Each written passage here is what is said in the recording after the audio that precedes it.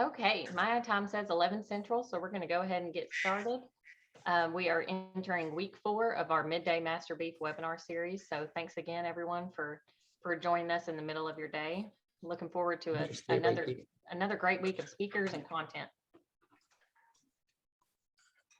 So just as always, any speaker related or content related questions, be sure to send those in the Q&A and I will ask our speakers at the end. I'm going to skip through this because we will not have any poll questions for today. And then without further ado, today's speakers join us from the University of Arkansas, Drs. Yazwinski, Tucker, and Dr. Eva Wray, and they'll be discussing parasite control. So super excited to have y'all and really appreciate you agreeing to speak with us. Let me escape my screen share so you can reshare, Dr. Yazwinski.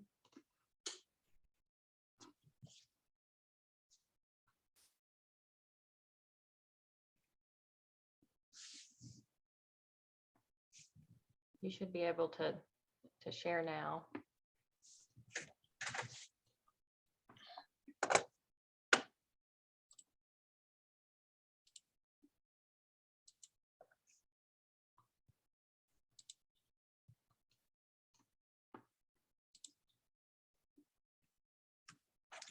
There you go.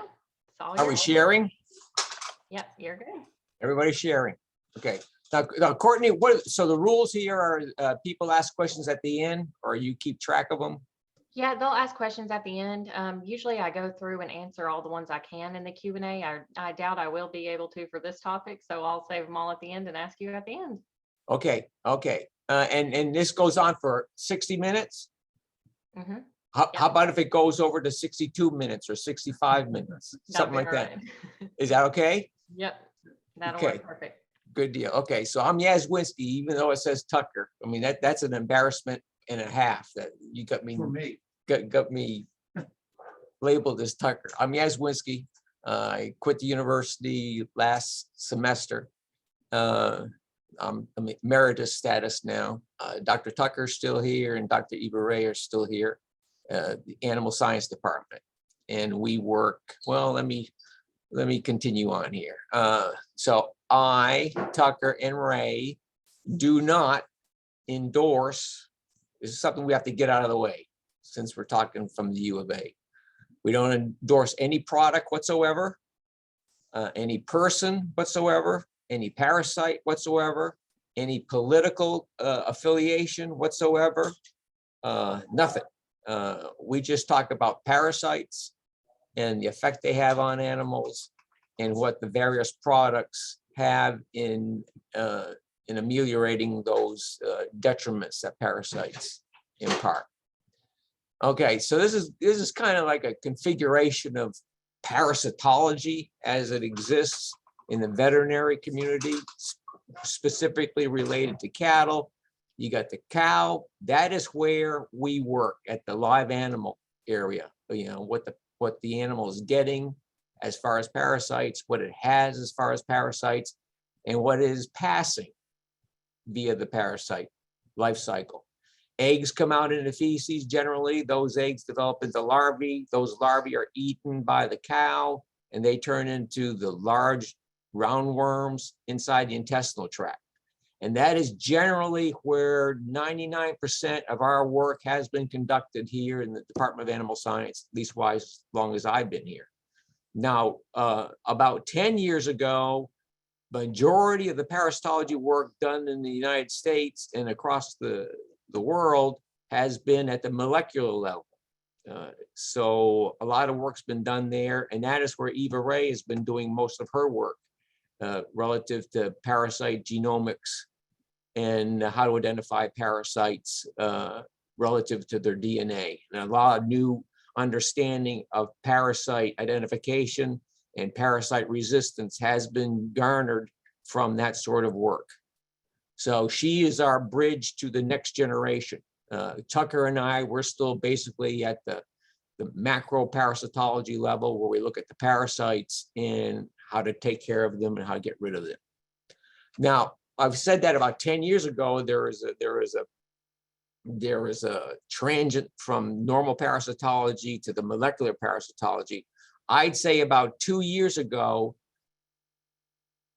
80% of the publications coming out in parasitology journals has been about ivermectin and the COVID infection. So that's kind of dominating. We have stayed completely clear of ivermectin versus COVID. So please don't ask me any questions about that at the end of the talk. Having said that, just as soon as they found out that ivermectin had some sort of a beneficial effect on a COVID vaccine, our postdoc, Eva Wray, came into the lab and she says, all the ivermectin in here belongs to me. I've got dibs on all that. So Tucker and I didn't want it, but she wanted it. Okay, the overall take home of this talk, we are, you, I, whoever is listening, are what we eat. But for cattle, they are what the parasites don't eat. Majority of the parasites of cattle live inside the intestinal tract. So cattle only get to use what those parasites allow that intestinal tract to process and deliver to the body proper.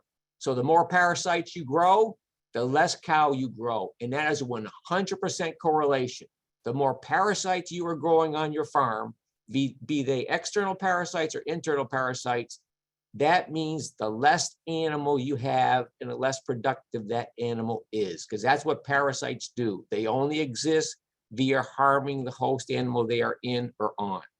None of the wormers we got, none of the wormers we have today are anywhere near as effective as they used to be when they came out on the market. Having said that, it's been 30 years, close to 40 years since we've had a new product for worm control. So those worms have had that much time to get resistant to what we've got out there. So the drugs we got are nowhere as good as they used to be. And in the reverse, the worms have gotten better. The more resistant they got to our control programs, the better they have gotten.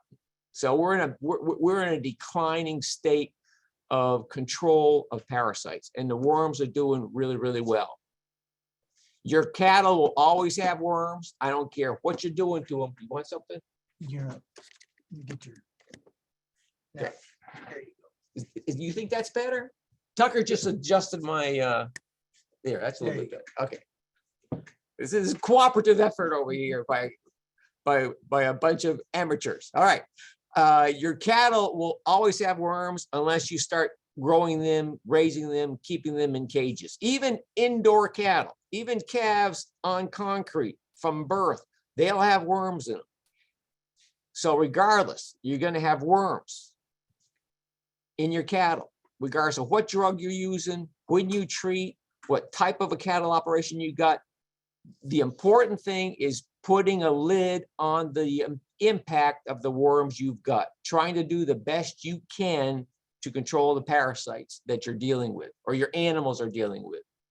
Now, here's something I can talk about for 2.5 days in my parasitology course, but parasitism, effective parasitism, is a reflection eventually of the parasites that are challenging your animals, the animal's resistance to those parasites. So the healthier the animal, the more resistance, the less parasites, the more stress your animals have on them, the better the parasites will do.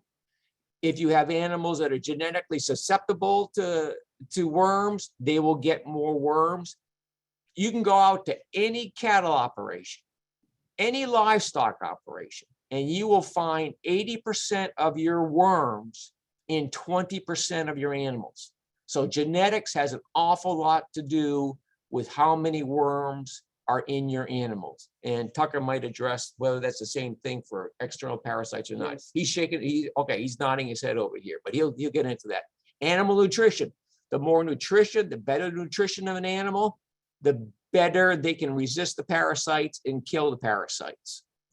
Control measures, if you have effective controls or non-effective controls, that goes a long way to how effective your parasitism is. And also the demands on your animal. The more you want from your animal, the more detrimental, the more important the parasitisms are. And the more demand you have on that animal, obviously, the more impact those parasites have. Now, let me apologize. I'm going through about a month worth of information here, and we're going to try to do it in an hour. So I'm going to go through the stuff real fast and skim over a lot of stuff, but you can ask questions at the end. And also, I'm sure Courtney will give you our email addresses so that you can email us any questions.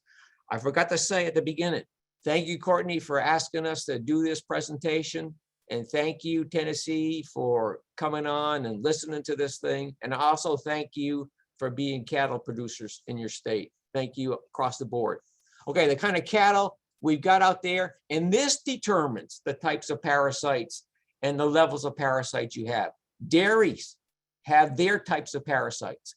Beef have their types of parasites. Additional statuses, a regular cattle operation, a natural cattle operation, organic cattle operation, all those go to defining the levels of parasites you have in your animals. In the beef part of things, you also have categories of beef production that determine the levels of parasites and the sequences of parasites you have in your operation.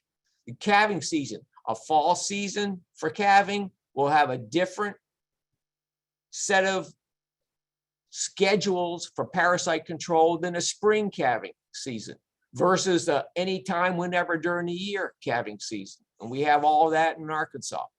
Calving is a very important time for parasites to do well in your animals, both in the animal that's having the calf and the calf that just showed up in the ground. Extremely strategic for the parasite when a new animal shows up. You also have the size of the cattle operation determines the types of controls we have and the levels of parasites. You have a small type of operation, which is normal in Arkansas. You can stand in one place and see all your cattle. Hence, you have a pretty good control of your animals and the treatment of your animals. Usually, that's the most contaminated place for parasites. A normal place, you have to go to 4 different places. Normal cattle operation, 4 different places, and then you can see all your cattle. Those are the bigger operations in Arkansas. And then you've got the big operations. I don't know if Tennessee's got too many of these. Arkansas doesn't, but I've given talks in Florida and in Texas and in Montana, and they say they can't see their animals unless they get on a helicopter. And it takes them half a day to find them. Those big operations, they have their own specific parasite control problems. You have the stalker backgrounder operator. That is where the most worms are. That is a time in the animal's life, in the time in the parasite's life, when you have the most resistant worms being thrown at the animals and the animals receiving treatment that is most ineffective. Feedlot, that should already be beyond parasite control measures. That's a point in time when you should use a good combination of products and you put an animal in supposedly parasite-free confinement and you're good to go. Purebred, they've got their own setups because they know that they got to produce a fantastic looking animal with good records, and so they're controlling their parasites pretty well. Okay, what happened here, Chris? I can't advance.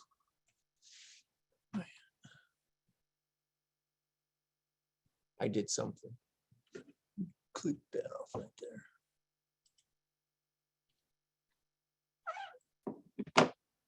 I don't know what you did.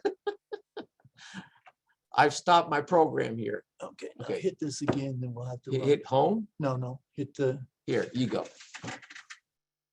Little technical deal going on here. Where were we at? Right there? Next one. Okay, I'm good now? Yeah. Okay, thank you, Dr. Tucker. Okay, that's what a nice looking cow looks like. That's what we see. This is what the parasite sees. Internal parasite, external parasite, a good place to hang out. You're removed from an adverse environment to a fantastic, it's almost like you're living in a pizza when you're a worm, or living on a pizza if you're a fly. You know, you got a place to live and you're living in or on your food. Great place to be. What do parasites do? The 2 major effects of parasitisms are anorexia, or lack of appetite, and reduced feed efficiency. And everything that happens cascading from that. Reduced production intestinal inflammation, blood, fluid, and tissue loss. Remember, these are called parasites. The only food substance they have primarily is the animal they are in and on. So they're reducing the animal directly, and they're also indirectly reducing that animal by interfering with its ability to either ingest its diet or to utilize its diet. You have reduced or redirected immune competence. We're seeing an awful lot more research in that, where worms actually jive the immune system of an animal. The immune system changes because there's worms in there. And that's a whole couple lectures I'm not going to get into. Altered activity of the animal. The more parasites you have, the less active that animal will be because of direct or indirect effects of parasitism. Okay, here's the parasites. We're going to stay just in the cattle column. You've got nematodes, which are the roundworms. You have cestodes, which are the tapeworms, and you have trematodes, which are the flukes. The major parasites that affect Arkansas cattle and also Tennessee cattle are the nematode parasites. The cupariids, they are primarily in younger animals, and they are the ones that first showed resistance to the ivermectins, and they continue to show fantastic resistance. Ostertagia, an extremely important worm, lives in the abomasum. That worm has not only become resistant to the drugs, but that's the worm that, along with Hymonchus, they know what season of year it is, and they adapt their life cycle depending on the season of year. Hymonchus also adapts its life cycle in accordance with the season of year, but also with how many offspring the animals have. The more lactation that's going on, the more that barber pole worm would be effective. And then we have Trichostrongus, Nematodirus, Sophagosum, other worms that live in the small intestine and large intestine that are common, close to 100% incidence in animals in Tennessee and Arkansas, regardless of when you treated or did not treat. Then we've got tapeworms, extremely interesting worms, but we're not going to talk about them here because they're not economically important, leastwise where we live. And then you have the trematodes or the liver flukes. You have the liver fluke, and you also fasciola. You also have the deer fluke, and you should know on your farm whether or not you've got the habitat where you have animals grazing in standing water that would fuel a good liver fluke population. Okay, so but we're not going to address it because in Arkansas they're not that much of a problem, and also in Tennessee they're not also. Here's some external parasites, and Tucker will get to these. External parasites, the insects, the protozoan parasites, we're not going to touch them. That's another seminar altogether. The primarily one is cocci, Eimeria, but we only have those in confined animals. They're intestinal protozoa that live off the intestinal mucosa. We also have trichomoniasis. You ought to know if you're a farmer or a farm with that and adjusting accordingly with treatment and the like. Okay, this is primarily a talk of worms and insects. Which ones of all those parasite categories are effectively controlled with routine anthelmintic treatment? None. I don't care if you're a cattle producer, sheep, goat, chicken, turkey, there is no drug that is 100% efficacious against those parasites. Okay, so now it's Dr. Tucker's time, and we're going to give him 5 minutes, not 5 minutes and 5 seconds, 5 minutes to talk about external parasites, a subject that deserves another couple hours, but he gets 5 minutes. Okay, here's Dr. Tucker. And hello, this always just 5 minutes for the things you can see, grab a hold of. So in reality, there are many parasites that affect livestock. But since we're coming upon fly season here in a month or so, and your lice populations should be kind of dropping on their own between now and the end of March, we're going to go ahead and talk about the flies that affect livestock in the summertime. And those mainly are the horn fly the face fly, and the stable fly. Now, there's others that can be problematic, but these are probably the three most important, generally speaking. Life cycle of horn fly, the males and females both suck blood. They lay eggs in very fresh manure. That manure has to be still less than about 15 minutes old. If it crusts over, then they can no longer utilize it as a media.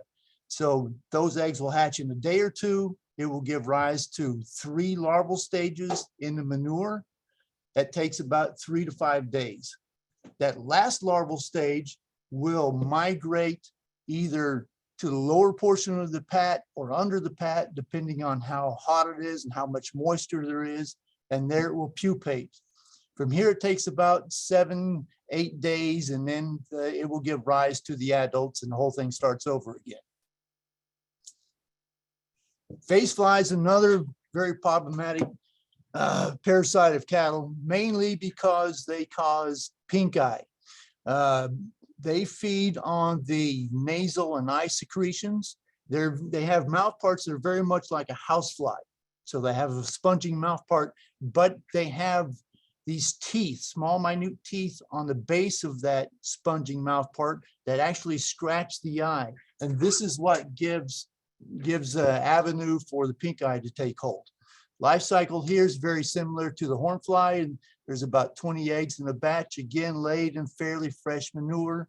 There's 3 larval stages again, with that last stage crawling completely out of the manure pad here. And when it pupates, it's a white pupal case, whereas almost every other fly there is, their pupal cases are brown. So if you see these little white pill capsules around manure pat, you know that's face flies. That takes about 5 to 7 days. That gives rise again to the adult fly.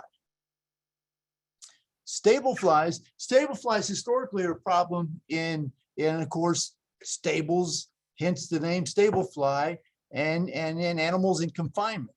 And this is due mainly to the media for which the larvae survive well in, and that's a mixture of hay, manure, and urine. The males and females here both suck blood on the lower extremities of the animal. These flies are about the same size as a house fly, but of course have piercing sucking mouth parts, have very painful bites. They lay their eggs in that mixture of media. Those 3 larval stages takes about 3 weeks, a week to 3 weeks to reach a mature larval stage. And then that last larval stage will again migrate to the drier area of that media and then pupate and then give rise to adults in about 2 to 4 weeks. Again, I apologize, I don't have a lot of time to go over all that because I'm on a very short leash. Application method versus parasite. Rather than drug versus parasite, application method really goes a long ways on how we control these things. Historically, ear tags, and now with these new ear strips that goes on that you can actually put on existing numbered ear tags. Those historically provided the best control of horn flies simply because they gave you long-term control, about 4 months, 3 to 4 months. They still work really well if they work. If the compound in those ear tags work, then you get really good control for a long period of time. Don't work so well for face flies. There are a few of them that works pretty well for face flies, but not really that great for face flies. They're available in again, synthetic pyrethroids, organophosphates, and then a newer product, which is an abamectin tag made by Ytex. That's one of the newer products comes out that still does a pretty good job. The synthetic pyrethroids and organophosphates, there's so much resistance to it that some operations who have managed pretty well may have some of those products still work pretty good. But just like Yaz says, for worms, there's no magic bullet out there. There's no magic potion that's going to kill all of these flies anymore. Dust bags, back rubbers, those really work good for that combination of hornfly and face flies together. But again, you have to find the drugs that are going to work before those application methods work. Sprays really work the best overall for all three of these critters. But the problem with sprays, of course, is there's frequent retreatment, usually about every 2 weeks. Sprays are really the only thing that does a good job on stable flies. And stable flies, I think I skimmed over it and didn't really mention it. The reason they're important in your pastured animals now is because of the misuse of round bells. Once we started putting round bells into pastures, not rolling those round bells and allowing the animals to crawl up on them, and then providing a good media for those larvae to exist. That's why our stable flies have become a problem in some of our pastured animals. So the best way to take care of stable flies is to eliminate that larval media. If you can do that, then you'll go a long way in taking care of stable flies without any drugs at all. Porons, they still work pretty good for horn flies and face flies when your drugs work. They not very good for stable flies. Or larvicides, these are IGRs, and there is one organophosphate that's in a larvicide. This works well if you have isolation.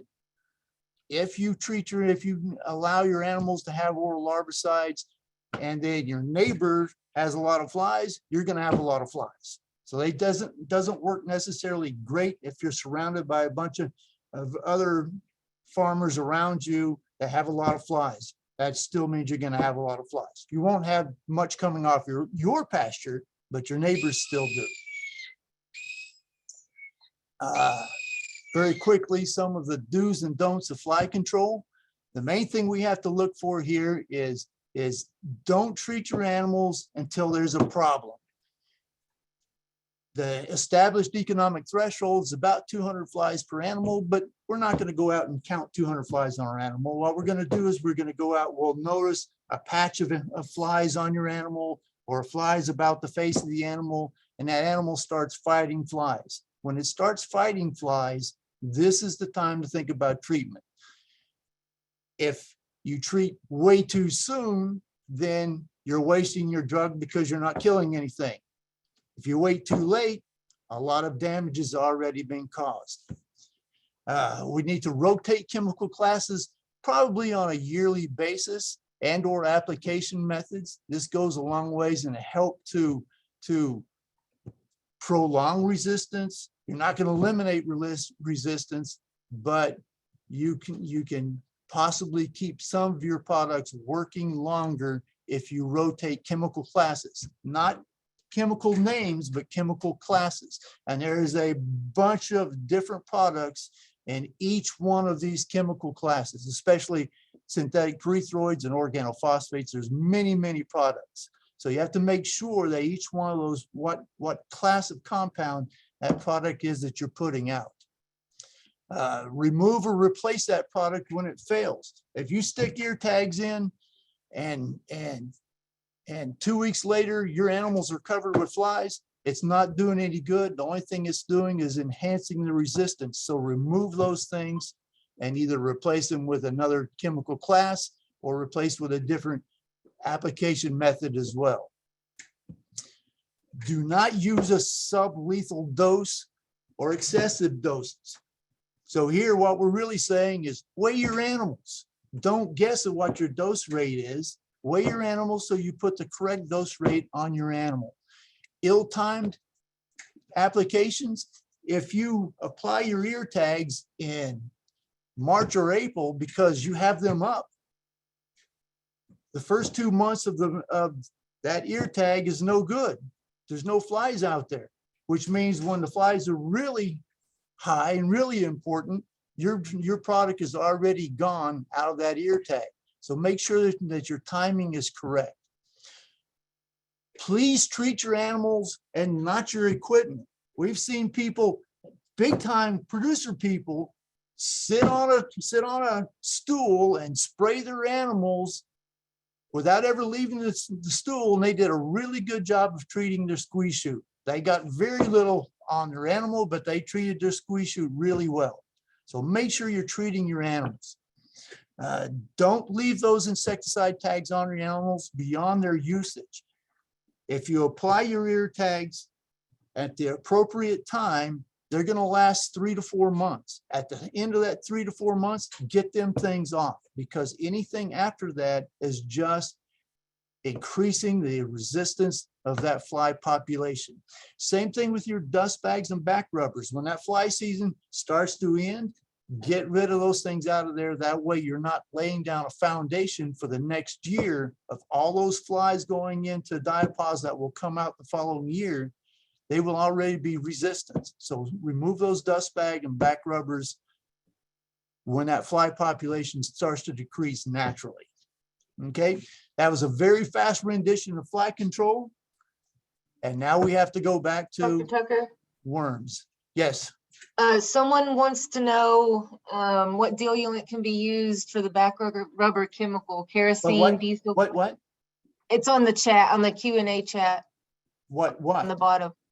I someone can't wants see to- that. I get this. Oh, what diluent can be used for back rubber chemical? Some suggest kerosene, some have used diesel fuel. I don't know if there's a magic which one is best. I really don't. Diesel is the one that is what most people I know of use. I don't know that there's any one vehicle that's better than the other. Okay, here comes Yaz.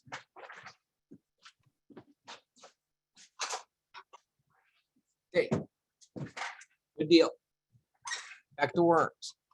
And with a lot of what he said relative to worms, relative to flies, know the weight of your animal and the effective dose and when to treat, when not to treat. That translates also to worm control. Okay, this is what worms do inside the intestinal tract. It's a schematic. They alter the immune system. They live inside the functional mucosa of the intestinal tract. They irritate the mucosa. They make sure that the mucosa doesn't work well, so that the animal is not absorbing or digesting whatever is inside the intestinal tract. They cause inflammation in the intestinal tract. They diverge the immune system, so it's not effective against the smaller pathogens, but more effective against the larger pathogens. So they're doing an awful lot of damage right there at that interface between the animal and the worm. A study done several years ago looked at the size, just the tissue amount of the small intestine, the abomasum, and the large intestine in naturally infected sheep versus clean sheep. And they found that in perfectly healthy looking animals, due to low levels of worms, the tissue, the wall of the intestinal tract, enlarges by 17% in the small intestine, 59% in the abomasum, and 55% in the large intestine, just due to no worms versus low levels of worms. And that is just a tissue reaction to the worms being present, the inflammatory reaction, the congestion reaction, the infiltration reaction. You got an awful lot of tissue responding to this very pathogenic, big pathogen inside that intestinal tract. Just try to imagine what happens in your sinuses and your nose when you have an infection there. We'll translate that to the whole intestinal tract when we talk about worms, and also to some extent the intestinal cocci. Here's a study also done, I think this was done in Canada. Yeah, done in Canada. This is very low infected dairy cows. You can't get animals, you can't get cattle less infected with worms than dairy animals in Canada. And they found that normally infected versus not infected dairy cows, the minutes they grazed per day was increased by 30 minutes or 40 minutes, 47 minutes, if they didn't have worms versus they did have worms. So they graze more if they didn't have worms in them. Plus GJM, those are the grazing job movements. Not only do these animals graze more if they didn't have worms, but they also masticated more if they didn't have worms. They chew their cud and their grass more. And this is due to low-level, non-pathogenic levels of worms causing that indirect effect. And if you see an effect in a dairy cow in Canada, which has the lowest level of worms you're going to find on this continent, then you're going to have that sort of effect across the board. Now, here's a study done in Oklahoma several years ago, and this showed cattle coming to the feed yard. They either got Safeguard on pasture before, down at the bottom there, on the x-axis, they either had fenbendazole on pasture before feed yard, and or they got fenbendazole Safeguard when they get to the feed yard. So the animals that hit the feed yard and were both clean before they got to the feed yard and got clean at the receipt, they only had to treat 2.5% of those animals for respiratory disease during the time at feed yard. If they came clean, but they didn't receive Safeguard at feed yard, then close to 4% needed to get treated for respiratory disease. If they showed up at the feed yard wormy, but they got a good treatment at the receipt at feed yard, 8% of those animals had to get treated for respiratory disease, completely unrelated to the worms, but indirectly impacted by the presence of worms. And those animals that had no treatment on pasture, no treatment at feed yard, 14% of those animals during the time of feed yard had to be treated for respiratory disease. This just shows the side effect, a side effect of worms on other pathogens. The better the worms do, the better other pathogens are going to do in your animals also. Not only will your other pathogens do better when the worms are doing better, your vaccines and your antibiotics will work less as well in response to how many worms are present. And this is taking a look at control animals in this study versus treated animals in this study at the time of feed yard. This is low-level parasites. If you treated for worms at feed yard, you increase your feed efficiency by 4.6%, your dry matter intake by close to 8%, and the total gain of your animals by close to 12%. Low-level worms. And the reason why I say low-level worms is you see at the top of the title there, egg counts, the fecal egg counts between 24 and 78. That's extremely low egg counts, which means we're dealing with very low levels of worms, yet significant improvement in how well that animal did if you took care of parasites when they got to the feed yard. Now, we've got cattle ranging from 0 days of age or 1 day of age to about what, 7, 8, 10 years of age out there on our cattle operations. This is the level of worms that changes as an animal progresses from year to year. They start off susceptible to everything. So about a year of age, cows will have every worm that's possible out there. But once they get a little bit older, they lose what's called the nematodiris, or the threadneck worm. That's a calfwood worm. So we don't have to worry about that one by the time they get to be 2 years of age. That's the worm, nematodiris. That's the worm that ivermectin or any of the macrocyclic lactones never got. I mean, it was resistant right from the get-go. But then after about 2 to 3 years of age, cattle lose the worms in their small intestine. They lose the cuperia, they lose the nematodiris, and the cuperia are the worms that are primarily responsible for the macrocyclic lactone resistance we have. But regardless of how old the cow gets, they're going to keep worms in their abomasum. So you're always going to have worms in the abomasum of an animal where protein digestion happens. But with age, they lose their worms in the small intestine and kind of keep the worms in their large intestine. So there is a variation of worms the older you get as a cow. Now, here's the level of worms on any pasture, the theoretical pasture. They start off with low egg counts, worm counts, and grass larval counts in the spring. So winter, we have a demise of the stages out on the pasture, but then in the spring, the animals pick up the worms from the grass. Those worms turn into adults, start laying eggs, which contributes to the worms on the pasture. And we have nice rising levels throughout the grazing season until you get nice, hot, dry summer. And then they start to pan out. And then we go down again until the next winter. So there's a nice rise and then fall in parasite levels on pasture. Normal levels of worms we find in our cattle. You add up all these guys. So cattle from 6 to 24 months of age, normally speaking, you can have about you add all these up, you can have about 400,000 worms inside the intestinal tract. Anywhere from 5,000 to 1 million. That sound in the background, that's our owl hawk over here. And we've had it in our lab now for what, 35 years?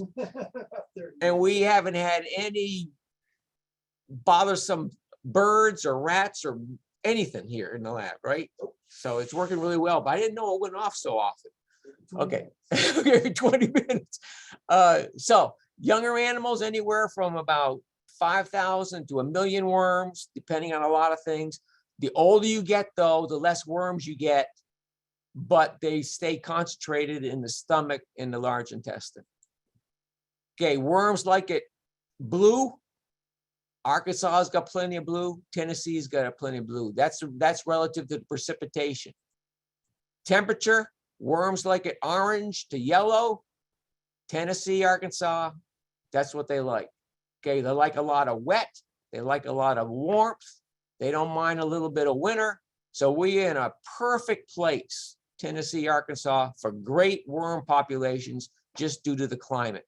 And having said that, we're getting warmer and we're getting wetter.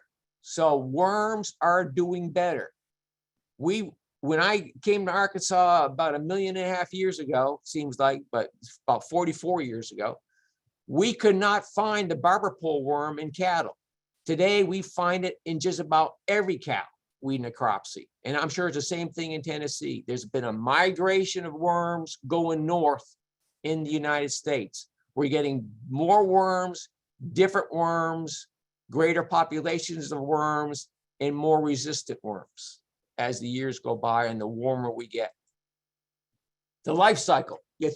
I want you to get an idea of what this worm is all about, and that way you can more kind of get your mind wrapped around where the worm is going on your farm and what you're going to end up with. So we have an infected animal with a whole bunch of worms. Eggs come out in the feces. In that fecal pat, the eggs will develop into the first stage larvae and the second stage larvae, and then into the third stage larvae. That third stage larvae retains a protective sheath on it, so it can't live off of that good stuff that's in the fecal pat anymore. So it migrates out of the feces. It'll migrate 3 to 4 feet away from that feces and then up and down on the grass, depending on the temperature and the moisture. They'll migrate up about 4 inches, 5 inches every day if there's moisture on that grass, trying to get eaten by the animal. The animal eats them. The worm gets into the intestinal tract, stops in the stomach if it's a stomach worm, stops in the small intestine if it's a small intestine worm, stops in the large intestine if it's a large intestine worm, migrates through the intestinal tract, gets into the bloodstream and goes to the lung if it's a lung worm. So these worms, they all know what they're all about. So they go where they're supposed to go, become adults, and then they live as adult males and females for about 3 to 7 months, produce those eggs, and continue the life cycle. So these worms only live for 3 to 7 months all by themselves, and they die off constantly when they get old. But they're being replaced by new worms coming in off the grass. That's the life cycle.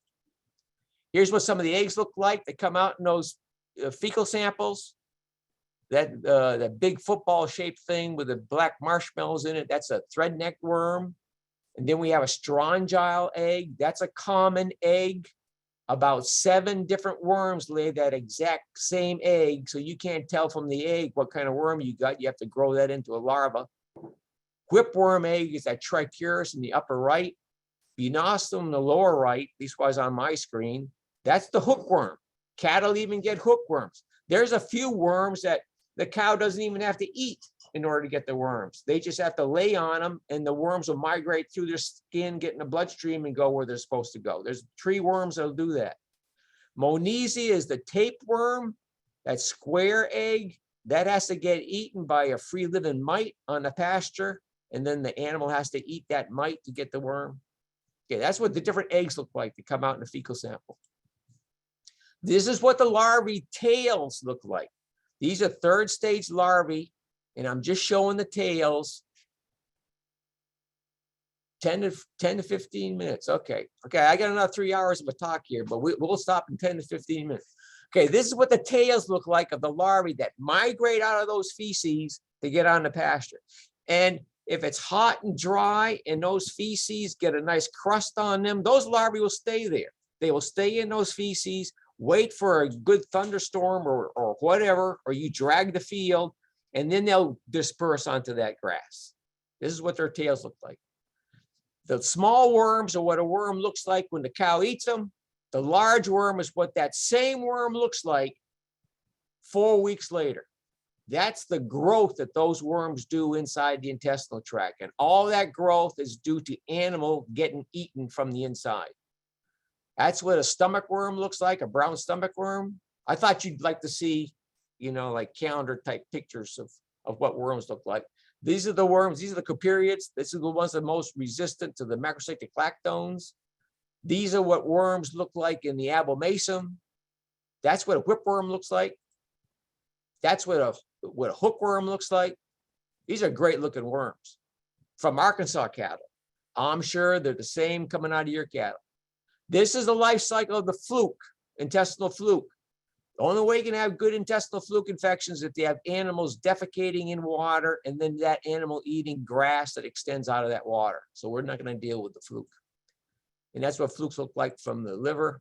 Tapeworm, that's what a couple of tapeworms look like to come out of the intestinal tract. We only have very few tapeworms in our cattle, a pretty good incidence, but no one has really shown a real economic detriment to having tapeworms in cattle. But I'm sure there is a detriment because they just kind of blanket the intestinal tract.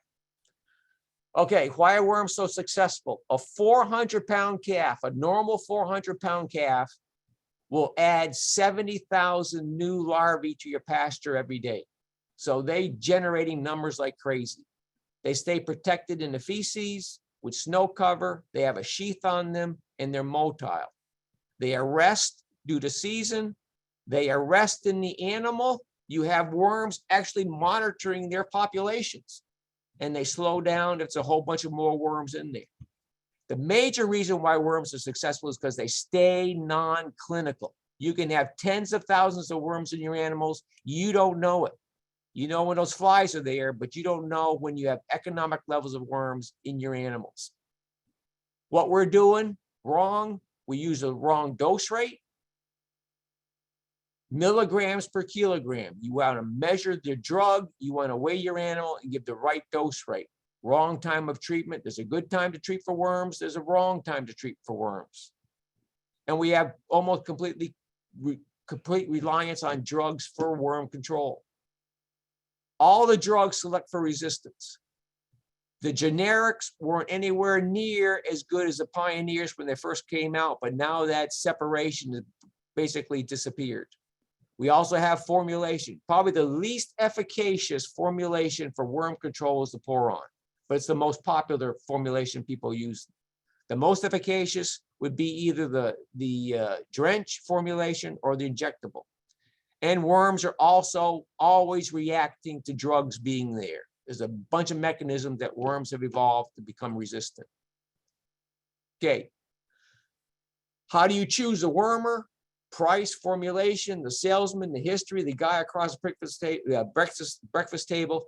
What you should be doing is following how effective the drug is and how well your animal performance is due to the use of that drug. What you want for good worm control on a farm, you want your drug to be at least 90% effective in reducing egg counts.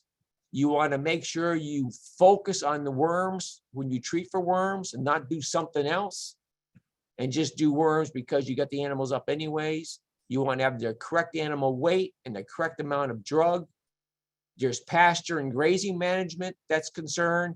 You want to graze as high on organic grass as possible. If you overgraze pasture or don't fertilize pasture, if you have poor pasture, you'll get more worms. You keep your herd health and nutrition right, and you look for genetics. You look for resistance in your worms and also resistance in your animals. Okay, now the lack of the correlation between worms and lack of good animal performance. We went out to one farm and we treated the mama cows right when they calved. And this was a farm, Farm A, that had very low worm burdens. And we only had a 6-pound improvement in the calf weight 90 days later. Went to Farm B and we had a whole bunch of worms in all those animals, and we treated the mama cows at calving. The ones that got treated, their calves in 90 days weighed 30 pounds more than calves suckling the untreated cows. So cow levels of worms, extremely important. Here's a study done in Oklahoma. They treated the cows at calving. They got a 15-pound increase in the calves. They treated the nursing calves during nursing. They got a 21-pound increase in calves at weaning. They treated both the cows and the calves. They got a 26-pound. I mean, more than what pays for the drug. Here's a study done in Argentina. Very good correlation between the efficacy of the drug and the pound gainage of the animals. Control animals gain 2.3 pounds. If you gave an animal ivermectin, they gain 2.4 pounds. So ivermectin obviously didn't work down there. It doesn't work very well up here. A benzimidazole, where you had 90% efficacy, 2.5 pounds animal per day. And then when you combine drugs, 100% efficacy, you got 2.6. So the better your drugs work, the better your animals will do. Here's a study we did in Arkansas, the replacement animals using good worm control during the gestation period versus okay worm control versus no worm control. And this is the total gain we had in our replacement heifers from the time of treatment to the time they calved. 520 pounds, 500 pounds, 470 pounds. The mean average daily gain, the percent improvement over the controls, 10% if you had great worm control, 6% improvement if you had okay worm control, obviously no improvement if you had no control. The major import of this slide is that these animals all looked fantastic. You would not think they had two worms to rub together in them, and yet there's a significant improvement due to worm control. And how we could rebreed these animals, Sidectin animals, 80% got rebred, the Ivomec 80%, and the control 70%. Fantastic looking replacement heifers, yet there was a change in how well they bred back. And here's the birthing weight from those animals. Good worm control, they had 66-pound calves. Okay worm control, 65 pounds. No worm control, 62 pounds. Significant difference. And the weaning weight of those animals was significantly different, and the average daily gain in these calves significantly different. But I want to again emphasize, these animals look great. They look better than the other 99% of the replacement heifers we had in Arkansas. Yet we saw significant improvement with worm control. I'm going to skip through this. This is the good old days when drugs used to work well, when control animals had 160 eggs per gram, and ivermectin sustained release bolus animals had 0 eggs per gram. Today, we don't get anywhere near that control. And back then, when ivermectin slow release came out, controls would weigh about 70 pounds. The slow release bolus animals about 170 pounds. We had 2-3 years running where in stocker calves, we had a 100-pound improvement in our stocker calves if we gave ivermectin. That's a lot of years ago when there wasn't so much resistance. Today, in Arkansas, we get maybe 40 pounds improvement if we use the aprinomectin long range. Here's a study we did down in Hope. And here's A counts we found from animals getting nothing, high A counts all the way through, combination of doramectin and valbazin. We had good worm control, but we only gave it once, and this isn't stocker calves, so the A counts responded like we would have projected. The long range animals, they never got the good worm control, and they stayed high ever from that point. And here's the fecal A count reductions that we got from that study. The combination worked pretty well through the study, not all that well, but pretty well. The slow release aprinomectin, we didn't get very good egg control. And at the end of the study, we had a significant difference in weight improvement, long range versus the combination versus the control. If I had stocker calves, I'll get to that here a little bit later on. Okay, so the worms won this one, and I'm going to go through that. Am I getting close? Getting close. What? How much? Courtney, how much more time I got? Is she still there? Yeah, I'm still here. You got about 5 more minutes. 5 more minutes. Okay. Okay. So it's just not us saying the sky is falling, the sky is falling. Anywhere they look for good worm control with the drugs we've got, they're getting very good results. Here's Ramos in Argentina, use ivermectin injectable. Everything's in the black, no good worm control. Doramectin injectable, everything in the black. Moxidectin injectable, he had one farm that had good efficacy. Aprinomectin injectable, black across all the way across. Levamisole, starting to get some efficacy. People haven't used tramadol, so we still have some efficacy there. Fenbendazole, we started to pick up some efficacy in the drug. Combinations, that's where we had most of our red values. That was where we had most of our good fecal A count reductions. So combinations is a way to go when you treat for worms today, not just due to our data, but from other data. Here's a quickie study we did here. Well, that's already 5 years ago, 2017. So things have gotten worse since then. We had replacement animals coming in from a research farm coming up to Fayetteville. The controls in 30 days, their A counts went up 100%. The ivermectin injectable, their A counts went up 40%. Doramectin injectable, their A counts went up 9%. Moxidectin, we started to get some efficacy, not much, only 6% reduction. Moxidectin injectable had a 26% reduction. Aprinomectin long range, 57% reduction. You want to have at least 90% reduction to say, yo, maybe I did get some worm control. So we're just not seeing worm control in Arkansas, and I'm sure you're not seeing very much of it over in Tennessee. Okay, what am I doing here? Just going back and forth. Okay, here we go. We did a study just 3 years ago on fecal A count reductions, and we used Ivomec at 1 dose level, and then we doubled the dose level and look at the day 0 to 14 fecal A count reductions. We only got 30 and 40%. So ivermectin is just not working well in our replacement type animals. Safeguard looked really well, and Safeguard combined with Ivomec worked pretty well. Now I'm saying Safeguard's good. Safeguard's good for dealing with most of the worms, but it doesn't get any of the resistant worms that are also resistant to it. And it also doesn't get the replacement arrested worms that are inside the animal's intestinal tract. You don't want to use a white dewormer in the summertime, because those benzimidazoles just do not work on arrested worms in the intestinal tract. And that's where we have them in Arkansas and Tennessee, summertime. Okay, where we've gone through with nematicides, we started off with chewing tobacco back in 1930. And now the last drug to come out was aprinomectin long range. That's too complicated for me to talk about. What we might have in the future is more long-acting formulations, the macrocyclic lactones. Hope not, but maybe. We might get a new drug. There might be a new drug showing up, but probably not. I'll bet you we don't have a new drug that shows up for at least 3 to 5 years, because I'm not seeing anything. And things that are available overseas just for some reason aren't coming on board in the United States. So we've got a couple of different categories of wormers that might show up. We might get a combination drug, but I don't see any progress there either. We might start getting vaccines, I don't think I'm gonna live long enough to see that.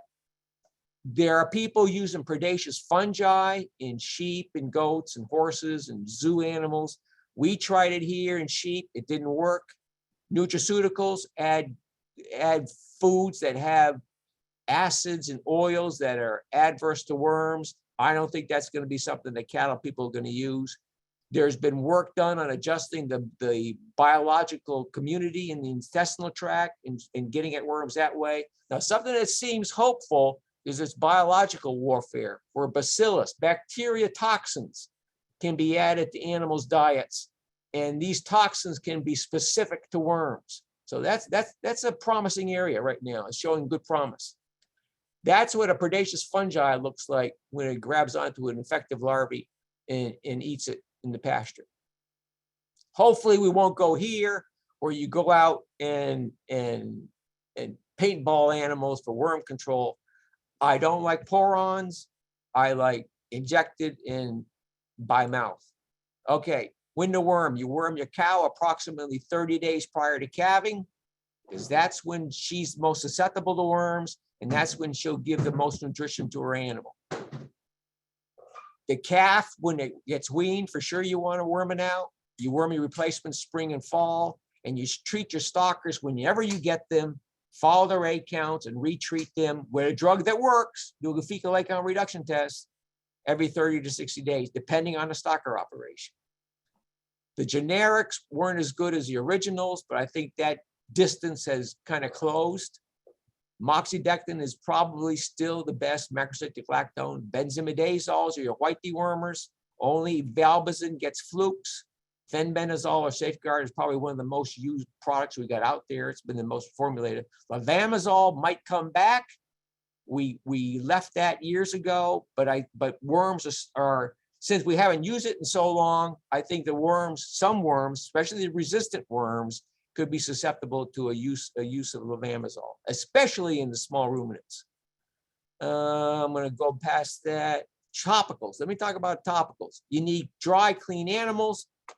You need to have animals that are grooming for the best availability, because a lot of these topicals, they work because the animal licks them and swallows them. You need deliberate administration. They're a pour-on. They're not splash-ons. They're not dash-ons. And when you use a pour-on, you want to treat every animal in that pasture. Because if you leave some untreated, they will lick the treated animals, so they'll get a little bit of drug. Your treated animals will lose some of their drug, and nobody will get the effective drug. So make sure you treat everybody in that pasture. Long range, I recommend its use in animals getting out on pasture for the first full season, but follow those egg counts. Because if you have eggs coming out of animals that have had the long range, then all those eggs will turn into worms that are resistant to the macrocyclic lactones. And weigh the animals, measure the product, and administer all the product. Combinations, good idea, probably across the board, because we have so much resistance out there.